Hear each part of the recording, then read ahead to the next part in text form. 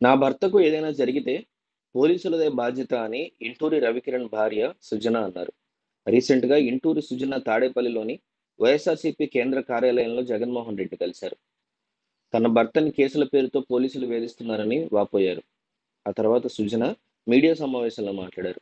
తన భర్త మీద 9 కేసులు పెట్టారని అన్నారు. తన భర్త సోషల్ మీడియా యాక్టివిస్ట్ ఇంటూరి రవికిరణ్‌ని పోలీసులు కావాలనే వేధిస్తున్నారని ఆయన భార్య ఇంటూరి సుజన ఆవేదన వ్యక్తం చేశారు.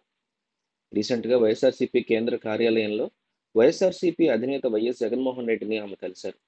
తన భర్తని పోలీసులు కేసుల పేరిట వేధిస్తున్న తీరుని ఆమె తెలిపారు.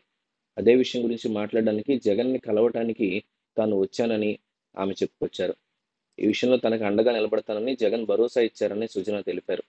పోలీసులు అవలంబిస్తున్నటువంటి తీరు మీద, ధోరణి మీద, నియంతృత్వ వ్యవహారం మీద ఆమె మండిపడ్డారు. తన భర్త అరెస్ట్ అయినటువంటి విధానాన్ని మీడియాకి ఎక్స్‌ప్లెయిన్ చేశారు.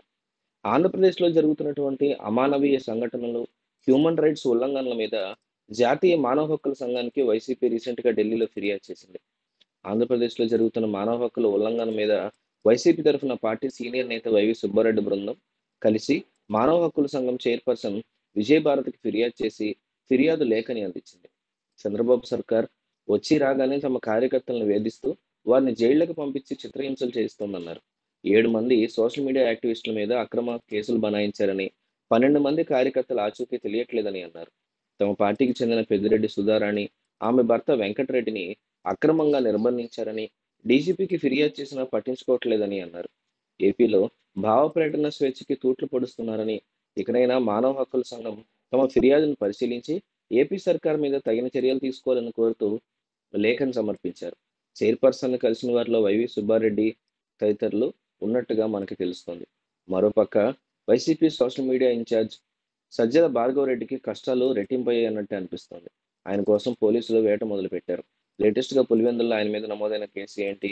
సజ్జల పార్టీలో జరుగుతున్నటువంటి చర్చ ఏంటి అనేది రకరకాలుగా చర్చించుకుంటున్నారు అభిమానులు. వైసీపీ బలం, బలహీనత సోషల్ మీడియా. అది లేకపోతే ఆ పార్టీకి కాస్త ఇబ్బందికర పరిస్థితి అయితే ఉంటుంది. రీసెంట్‌గా జరుగుతున్న పరిణామాలే దీనికి కారణం. కొద్ది రోజులుగా ఏపీలో సోషల్ సైకోలు రెచ్చిపోతున్నారంటూ టీడీపీ దీని మీద ఆరోపణలు చేస్తోంది. ముఖ్యమంత్రి, డిప్యూటీ సీఎం, హోంమంత్రి కుటుంబ సభ్యుల మీద వల్గర్ పోస్టులు పెట్టారని చాలా మందిని అరెస్ట్ చేస్తున్నారు.